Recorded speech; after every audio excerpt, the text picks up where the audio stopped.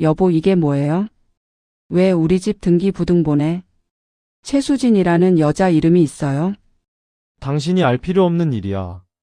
알 필요 없다고요? 지금 당신 명의 집을 다른 여자한테 증여하려고 서류 넣은 거 맞죠? 여러분, 저는 68세 박미숙입니다. 30년 동안 시어머니를 모시고 살았어요. 치매 시어머니 기저귀 갈고 목욕시키고 밥 먹여드리면서 하루도 쉬지 않고 살았죠. 그런데 지금 제 남편이 33살 어린 여자한테 우리 집을 증여하려고 합니다. 제가 어떻게 이걸 알게 됐는지, 그리고 어떻게 반격했는지 끝까지 들어보세요. 혹시 여러분도 비슷한 상황이실 수 있으니까요. 그리고 이야기 시작하기 전에 구독과 좋아요 꼭 눌러주세요. 이런 억울한 일이 더 이상 없도록 많은 분들이 보셔야 하거든요. 안녕하세요. 저는 인천에 사는 박미숙이에요. 남편 정태수와 결혼한 지 35년 됐어요. 결혼할 때 시어머니가 함께 사시는 집으로 들어갔죠. 시어머니는 그때 58세셨어요. 시아버지는 제가 결혼하기 2년 전에 돌아가셨다고 하더라고요. 처음에는 괜찮았어요. 시어머니도 건강하셨고 같이 살면서 집안일 나눠 하고 저는 마트에서 계산원으로 일했거든요. 남편은 작은 공장에서 일했고요. 월급이 많지는 않았지만 우리 셋이서 평범하게 살았어요. 그런데 시어머니가 75세 되시던 해부터 이상하더라고요. 같은 질문을 하루에 10번씩 하시고 방금 밥 먹었는데 또 먹었냐고 물으시고 어느 날은 새벽 3시에 외출복 입고 나가시려고 해서 깜짝 놀랐어요. 병원에 모시고 갔더니 의사 선생님이 치매 초기라고 하시더라고요. 그때부터 제 인생이 완전히 바뀌었어요. 처음에는 남편이 도와줬어요. 주말에는 같이 시어머니 모시고 산책도 가고 목욕도 시켜드리고, 그런데 1년 2년 지나면서 점점 남편이 바쁘다고 하더라고요. 회식도 잦아지고 주말에도 일한다고 나가고, 그러다 보니까 시어머니는 완전히 제 몫이 됐어요. 마트 일도 그만뒀어요. 시어머니를 혼자 두고 갈 수가 없었거든요. 아침에 일어나면 제일 먼저 시어머니 방부터 확인했어요. 밤새 기저귀에 실수하신 건 없는지, 이불은 괜찮은지 매일 아침 6시에 일어나서 시어머니 씻겨드리고 기저귀 갈고 옷 갈아입히고 아침 식사 준비하고 약 챙겨드리고, 그러고 나면 벌써 오전 10시예요. 그 다음엔 설거지하고 빨래하고 점심 준비하고, 시어머니가 낮잠 주무실 때 잠깐 쉬려고 하면 또 깨시거든요. 어디 가냐고, 왜 날 버리고 가냐고 울면서 붙잡으시면 아무데도 못 가요. 그렇게 하루가 가고 저녁 먹이고 또 씻겨드리고 재우고 나면 밤 11시예요. 그때부터 제 시간이 시작되는데 너무 지쳐서 그냥 쓰러져 자요. 주말도 없고 휴일도 없고 명절에도 시어머니 모셔야 하니까 친정에도 못 가고 친구들 만나는 것도 다 포기했어요. 몇 년이 지나니까 시어머니가 저를 못 알아보시더라고요. 내가 누구냐고, 왜 남의 집에 들어와 있냐고, 심지어 물건 훔쳐갔다고 소리 지르실 때도 있었어요. 그럴 때마다 가슴이 너무 아팠어요.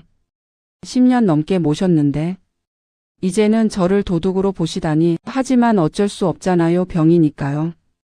그래도 계속 모셨어요. 기저귀 갈고 밥 먹여드리고 밤에 배회하시면 따라다니고, 어느 날은 새벽 2시에 시어머니가 나가시려고 해서 겨울인데 맨발로 쫓아간 적도 있어요. 눈 내리는 골목길에서 시어머니 붙잡고 울었어요. 어머니, 집에 가요. 추워요. 근데 시어머니는 날 밀치면서 당신이 누구냐고 소리 지르시더라고요. 그때 정말 무너지는 것 같았어요. 내가 왜 이렇게 살아야 하나? 내 인생은 대체 뭔가? 그런데 남편은요? 그때 남편은 집에도 없었어요. 또 회식이라고 나간 날이었거든요. 다음날 아침에 들어왔는데 술 냄새 진동하고, 제가 시어머니 일로 힘들다고 하니까 뭐라고 했는지 아세요? 그럼 요양원 보내. 돈 얼마나 드는데요? 우리 형편의 요양원이요? 그럼 어쩌라고? 내가 계속 회사 다녀서 돈 벌어야지. 당신이 엄마 모시는 게 당연하지. 당연하다고요? 어머니는 당신 엄마잖아요. 그래도 며느리가 모시는 게 맞지. 요즘 세상이 어느 세상인데 그런 말을 해요. 그 말을 듣는 순간 정말 기가 막혔어요. 30년 가까이 시어머니 모시면서 제 인생 다 바쳤는데 당연하다니요. 그래도 참았어요. 이혼할 생각도 없었고 어머니를 버릴 수도 없었으니까요. 그런데 이상한 일들이 생기기 시작했어요. 남편이 점점 더 늦게 들어오기 시작했어요. 주말에도 거의 집에 없고 전화하면 회사 일이라고만 하고 어느 날은 명품 시계를 차고 왔어요.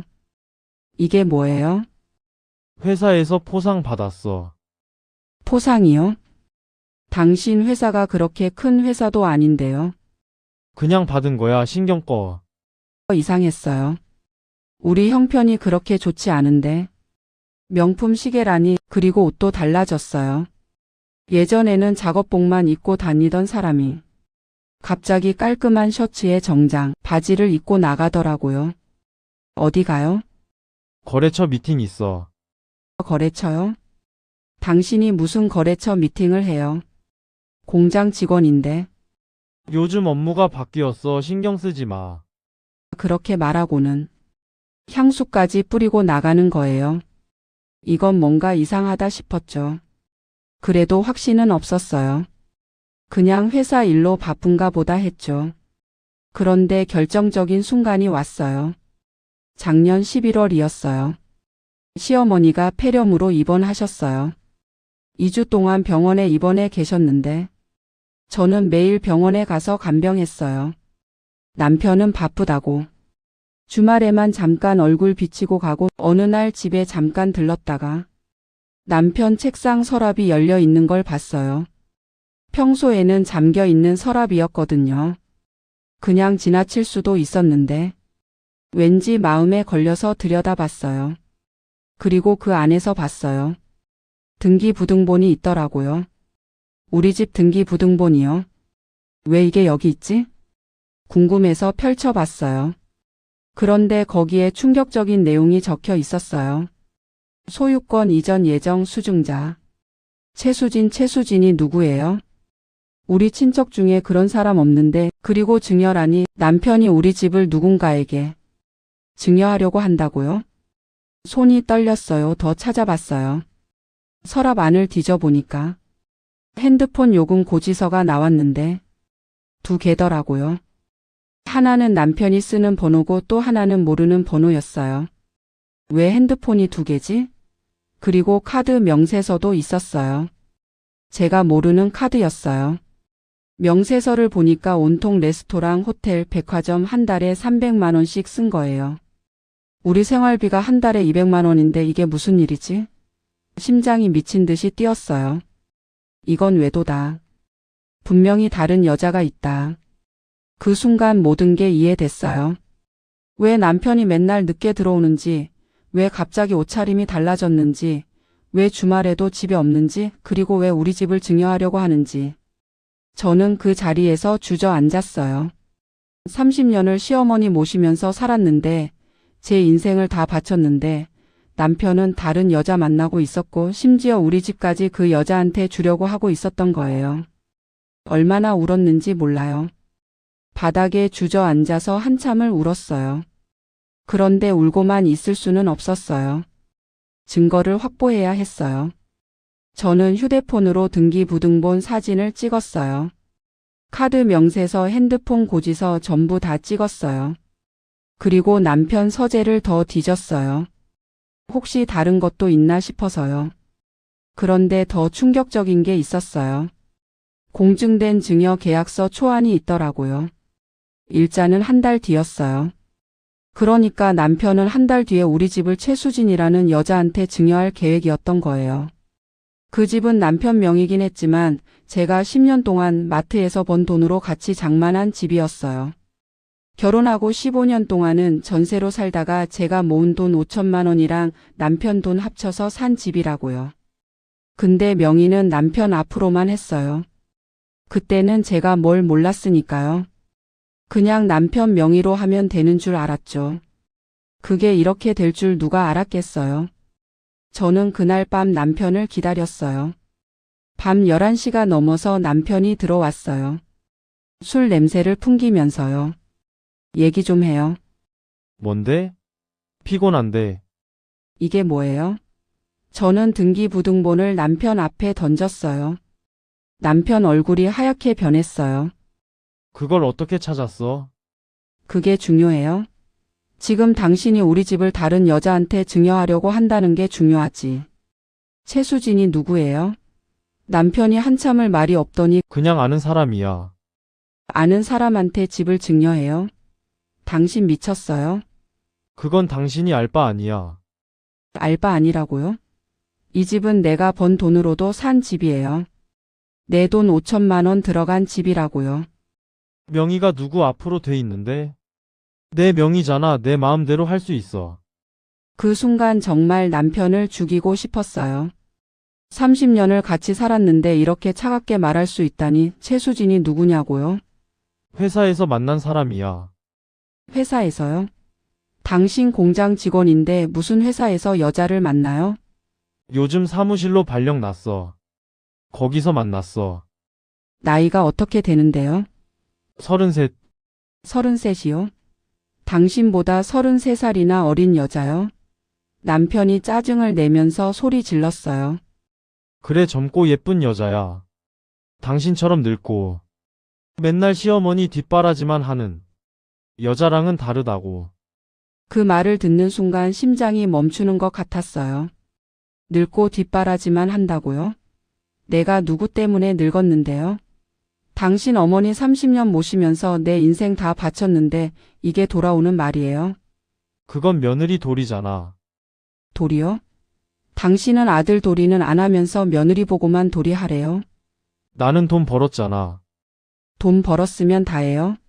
나도 10년 동안 마트에서 일했어요. 그 돈으로 이 집 샀고 그만둔 건 당신 어머니 모시려고 그만둔 거예요. 어쨌든 지금 내 명의야. 내가 하고 싶은 대로 할 거야.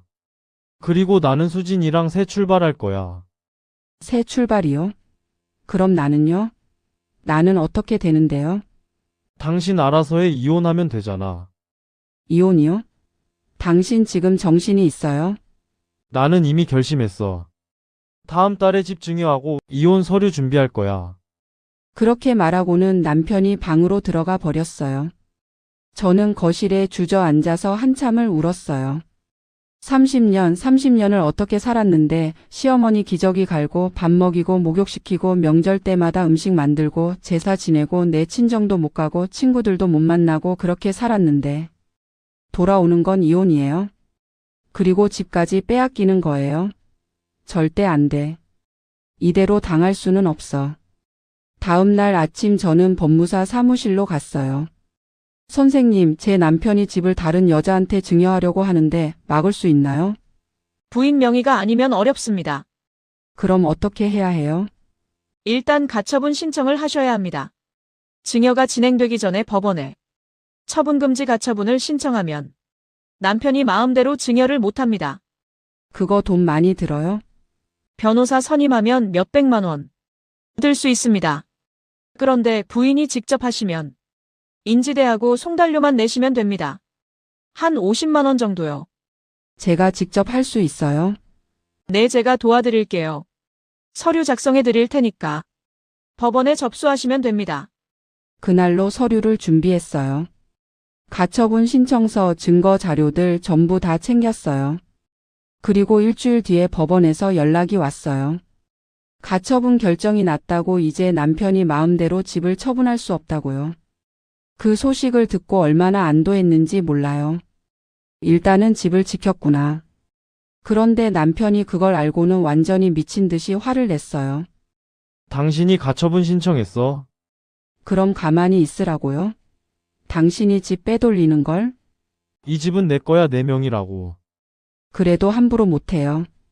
법원에서 결정 났어요. 남편이 물건을 집어던지면서 난리를 쳤어요. 당신 이러면 가만 안 둬. 어떻게 할 건데요? 나 고소할 거예요. 맘대로 해. 나는 절대 안 당해요. 그날 이후로 남편이랑 말도 안 하고 지냈어요. 남편은 거의 집에 안 들어왔어요. 아마 그 여자 집에서 지냈겠죠. 그리고 한 달 뒤에 남편이 이혼 조정 신청을 했어요. 법원에서 출석하라는 통지서가 왔어요. 저도 변호사를 선임했어요. 제가 모아둔 돈 1,000만 원으로요. 변호사 선임료가 500만 원이었어요. 비쌌지만 어쩔 수 없었어요. 선생님, 제가 이길 수 있을까요? 부인이 30년 동안 시어머니를 모셨다는 증거가 있나요? 증거요? 사진이나 병원 기록, 통장 내역 같은 거요. 병원 기록은 있어요. 시어머니 모시고 병원 다닐 때마다 제 이름으로 접수했거든요. 그것도 증거가 돼요. 당연하죠. 그리고 통장 내역에서 간병용품 산 기록, 약값 낸 기록 이런 것도 다 증거가 됩니다. 최대한 많이 모아오세요. 저는 집에 가서 10년치 통장 기록을 전부 뽑았어요. 시어머니 기저귀 산 것, 약 산 것, 병원비 낸 것 전부 다요. 그리고 휴대폰에 있던 사진들도 전부 출력했어요. 시어머니랑 같이 찍은 사진, 병원에서 찍은 사진, 집에서 돌보는 사진들요. 생각보다 많았어요. 사진만 500장이 넘었어요. 이렇게 많이 찍었구나 싶었어요. 그 사진들을 보면서 또 울었어요.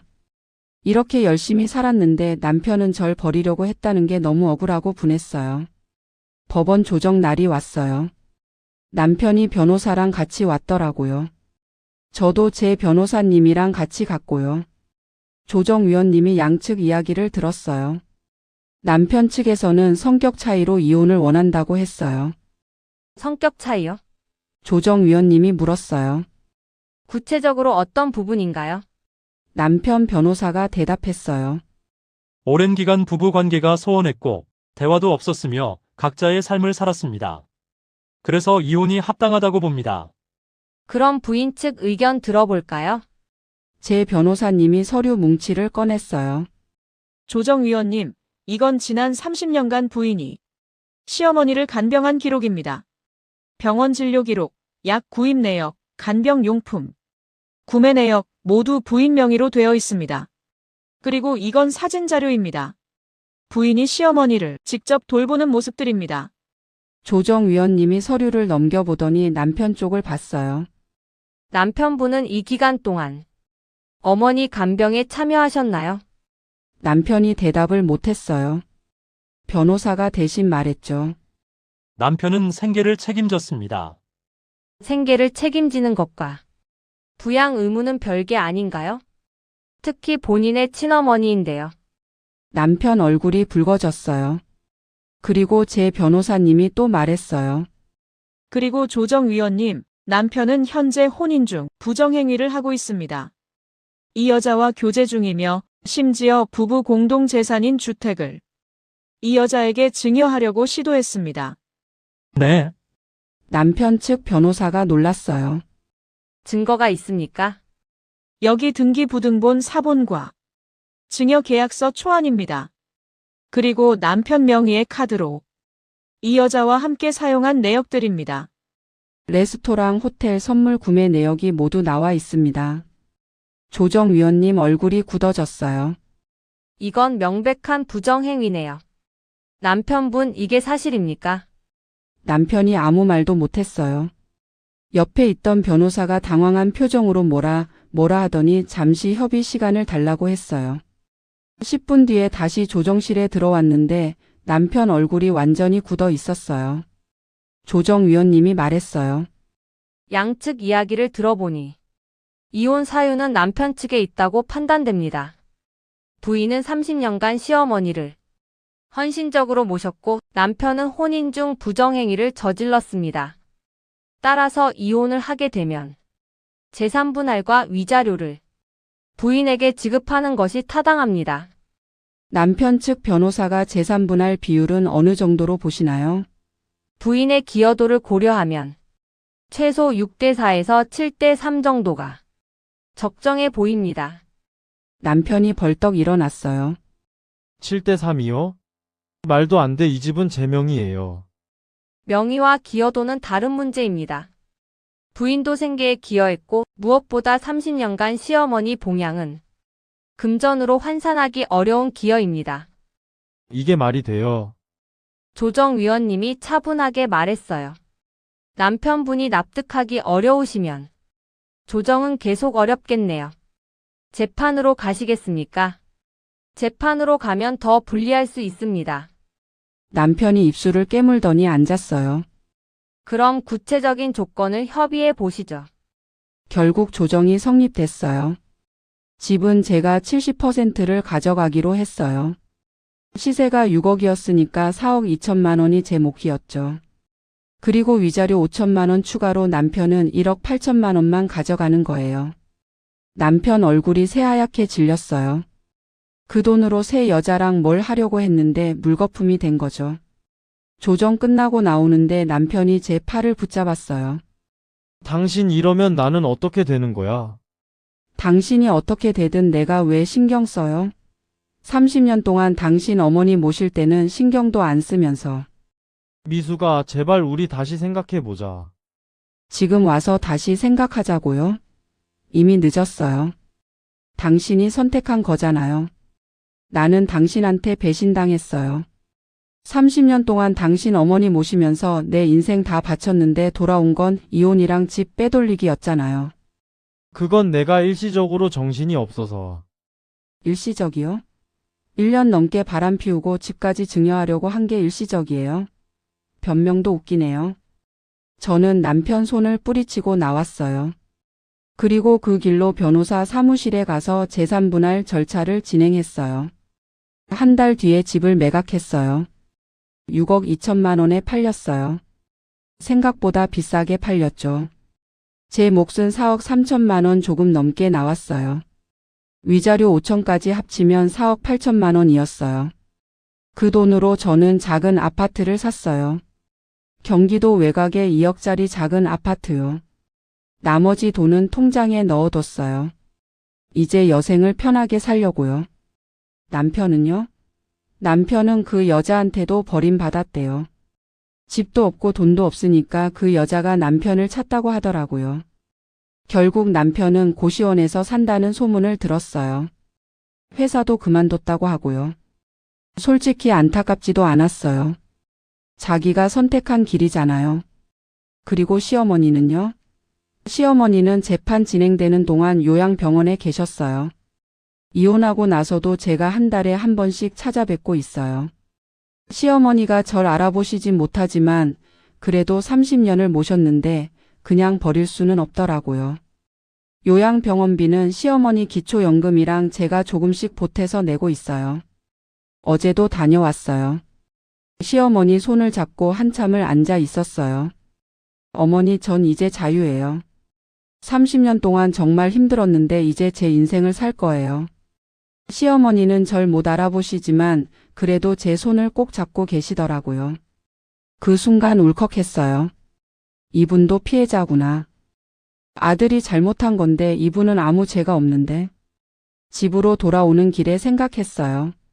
내가 잘한 걸까? 이혼한 게? 근데 후회는 안 돼요.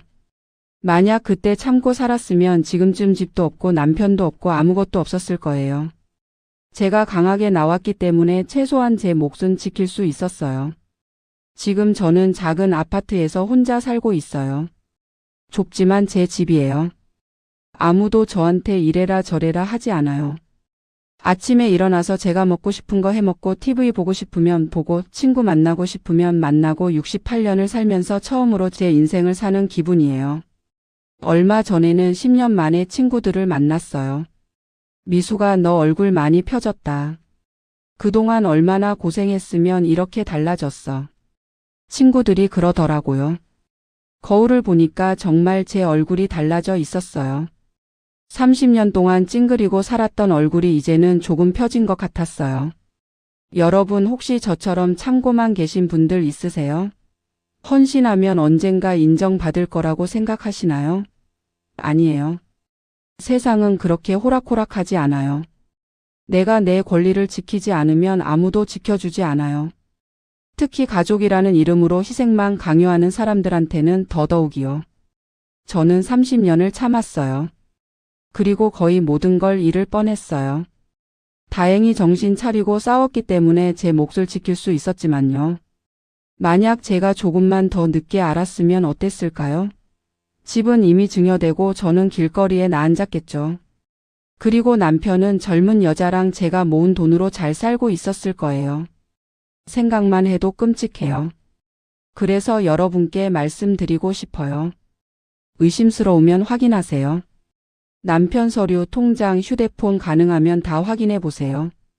그리고 이상한 점이 있으면 바로 증거를 확보하세요. 사진 찍고 녹음하고 서류 복사하고 그게 나중에 다 증거가 됩니다. 그리고 절대 혼자 끙끙 앓지 마세요. 변호사 찾아가세요. 법무사라도 좋고요. 전문가의 도움을 받으면 생각보다 할 수 있는 게 많아요. 저도 처음에는 무서웠어요. 법이 어렵고 절차가 복잡하고 돈도 많이 들 것 같고 근데 막상 해보니까 할만했어요. 그리고 제가 정당하게 받을 수 있는 것들을 받았어요. 만약 제가 그냥 울기만 하고 포기했으면 아무것도 못 받았을 거예요. 그리고 한 가지 더 말씀드리고 싶은 게 있어요. 재산은 꼭 공동 명의로 하세요. 저처럼 남편 명의로만 하지 마시고요. 나중에 이혼할 때 정말 복잡해져요. 제가 30년 기여했다는 걸 증명하느라 얼마나 힘들었는지 몰라요. 만약 공동 명의였으면 훨씬 간단했을 거예요. 그리고 시어머니나 시댁 식구 돌보는 것도 기록을 남기세요. 병원 갈 때 본인 명의로 접수하고 약이나 간병용품 살 때도 본인 카드로 결제하고 사진도 찍어두세요. 그게 다 나중에 재산 분할할 때 기여도 인정받는 증거가 됩니다. 저는 그걸 몰랐으면 큰일 날 뻔했어요. 다행히 병원 기록이랑 사진이 많이 남아 있어서 증명할 수 있었지만요. 요즘은 남편 통장에서 돈 빠져나가는 것도 조심하셔야 해요. 제 남편처럼 몰래 카드 만들고 핸드폰 2개 쓰고 이런 경우가 많거든요. 가끔씩은 남편 통장 확인해 보세요. 이상한 돈 나가는 거 있으면 바로 확인하시고요. 그리고 무엇보다 중요한 건 자존감이에요. 저는 30년 동안 자존감이 바닥이었어요. 나는 시어머니 모시는 게 당연하고 남편 뒷바라지하는 게 당연하고 나는 그저 가족을 위해 존재하는 사람이라고 생각했어요. 근데 아니더라고요. 나도 인간이고 나도 행복할 권리가 있고 나도 존중받아야 하는 사람이에요. 그걸 이혼하고 나서야 깨달았어요. 지금 이 영상을 보시는 분들 중에 혹시 저처럼 힘드신 분들 계시면 꼭 기억하세요. 당신은 가족의 부속품이 아닙니다. 당신도 인생의 주인공이에요. 참고 또 참는 게 미덕이 아니에요. 내 권리를 지키는 게 이기적인 게 아니라 당연한 거예요. 그리고 늦었다고 생각하지 마세요. 저는 68세에 새 출발했어요. 여러분도 할 수 있어요. 나이는 숫자일 뿐이에요. 중요한 건 내가 어떻게 살고 싶은가예요. 마지막으로 혹시 비슷한 상황에 계신 분들을 위해 제가 준비했던 것들 정리해 드릴게요. 첫째, 재산 관련 서류 전부 복사하세요. 등기부등본, 통장 사본, 카드 명세서 전부요. 둘째, 의심스러운 상황은 사진이나 녹음으로 증거 남기세요. 셋째, 본인 명의로 된 통장 하나는 꼭 따로 만들어서 비상금 모으세요. 넷째, 법률 상담은 무료 상담도 많으니까 꼭 받아보세요. 다섯째, 절대 혼자 끙끙 앓지 말고 주변에 도움 요청하세요. 친구든 가족이든 전문가든요. 이 5가지만 기억하셔도 나중에 큰 도움이 됩니다. 그리고 댓글로 여러분의 이야기도 들려주세요.